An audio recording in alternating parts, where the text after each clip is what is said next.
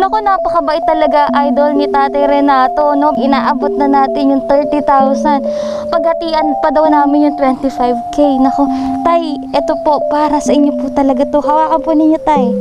Amang Banal, maraming salamat po. Hindi po ninyo kong pinababayaan sa kalagayan kong ito.